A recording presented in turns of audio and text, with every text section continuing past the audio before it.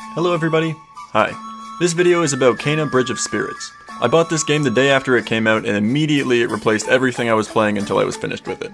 This game became way more than I expected in the first few moments of gameplay, and I'm so glad I was told I should check it out. This game is easily my game of the year as far as we are into 2021, and I think a lot of you might agree if you've played it. The game is still very new, so I won't be spoiling much in terms of the story in this video, but you're probably going to see gameplay spoilers anyway, so watch at your own risk. Hey, I know this might be like crazy to ask or whatever, but you are subscribed to the channel, right? You are? Oh, okay, perfect. I was about to say, there's a big red button down there just waiting to be pushed, but you seem to know what you're doing. So, where do I even begin with this game? I guess I'll start with our main character, Kena. The controls are simple and effective. The movement feels good, you've got a mid-air jump to work with, and there's a neat pulse mechanic that also doubles as a kind of Smash Bros block in combat.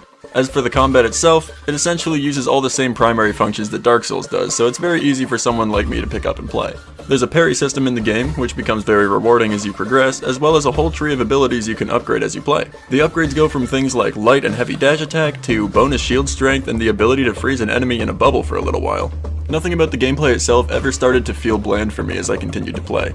I felt I was always being equipped with new abilities or new game functions that allowed me to have even more fun than ever. An example of this is here. Near the beginning of the game, you get to use your staff as a bow and slow down time while you're in the air. This is good and all, but as it turns out, this mechanic actually gives you a ton more distance than you would ever get from any regular jump. There are all sorts of jumps I could start to make easily because of this, and it felt like the game was practically asking me to do it. On top of that though, you also get a high speed dash near the end of the game, and that helped me get to all sorts of places combined together with the bullet time mechanic. Overall, this game feels excellent to play and to explore for extras. The worlds all feel very different too, which I was pleased to discover. No theme overstayed its welcome. As I briefly mentioned, you do get a bow in this game, and it's great, but the other primary upgrade you'll be getting is this energy ball. This ball essentially interacts with different rocks or piles of rubble to pick them up and hold them in the air for a small time. While it's useful in combat, you'll often find that it's useful for cool platforming segments as well. In tandem with the bow, there's a lot you can do with this bomb, and it's on its own cooldown just like the arrows, so it's easy to manage. Now for the mechanic you'll be managing most in this game, the rot. These cute and cuddly dudes are my favorite. Right at the start, you'll find your first one, and immediately you're recognized as a friend. All throughout the game, you'll be collecting more and more of these little guys, and there's even little graphics options to have all the rot you've collected show up in the world around you when you play. So much of what you're doing while you're platforming or in combat will rely on these boys, and it's such a fun system. Most often, you'll be using them to destroy these red poisonous flowers that haunt the land. It's a pretty big plot point. The way I would sum up this gameplay is like a perfect mix of platformer and a Dark Souls genre game. I've never had so much fun jumping around a game that's built around always reaching your next boss fight.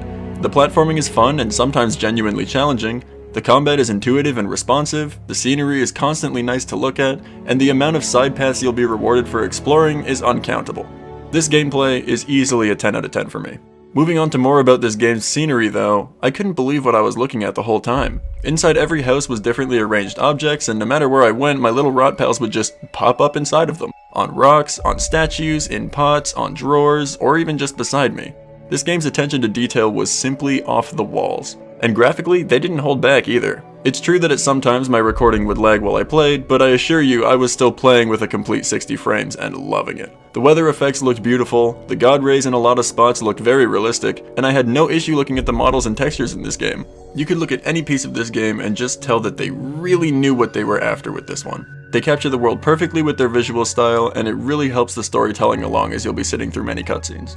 And let me just talk about these cutscenes for a second. I know I said the game was half platformer, half action game, but this game is also half Pixar movie. The characters and the art style look like you're playing and watching a movie at all times. It was easy for me to get involved, and not once did I get bored enough to skip a cutscene. On top of that, all the good characters are lovable, and all the enemies are perplexing enough as enemies that you're just curious what might be holding their spirit back from moving into the afterlife. And on top of that, this game answered every question I raised while playing through it. Anytime I thought something might not really make sense or thought that there was something a little off, I was always told what the missing piece was to my ideas. If everything I've said so far isn't enough to pull you into playing this game, try resisting a dynamic soundtrack. Oftentimes bosses' moves will influence the music, or things will change a bit when you've reached low or full HP. Many times I've played a game with the sound off so I can listen to my own musical tastes, but this one had a grip on me. And the best part is, it's not even that short. I don't expect people to craft a long experience these days because that's kinda just how games have evolved, but honestly, this game took me a proper 3 days to beat, and I wasn't really doing much else at the time. And for as much as I've praised the game, I'd like to share a few things with you that weren't necessarily great functions in my opinion. I'm not really talking about glitches, even though I did run into maybe 1 or 2 of them along the road. I'm more so talking about things like the healing mechanic. In almost every combat encounter, there will be these flowers around that you can purify with your rock creatures in order to restore your health. Otherwise, health is restored out of combat automatically. This wouldn't be that bad, but when it comes down to your last ropes in a boss fight, having to turn the camera behind you in order to heal is quite a nuisance after a little while playing with it. It just forces you to take your eye off of the action and risk it all for some necessary HP, and I'm not really super into that. It works pretty well for regular encounters, but I struggled with it a lot during boss fights. Another mechanic I'm not super keen on is these grabby attacks. Only some bosses have grabs, but a lot of the time it can be super hard to dodge them. Sometimes they lunge, and sometimes it's just really quick, and sometimes the hitboxes literally don't seem to make sense. I just wish I could roll out in peace. Aside from those 2 nitpicky sorts of things, I can confidently say I haven't loved playing a game like this one in a long time. I give this game a straight 10 out of 10, even with my complaints being there. Like I said at the start, I'll likely be playing it at a higher difficulty again later in the future because it's just so fun. And who knows, maybe I'll make a video talking about what speedrunning this game will look like in the future. And if you'd like to see that, let me know in the comments below. But as for now, my name is Myloe, and I'm out.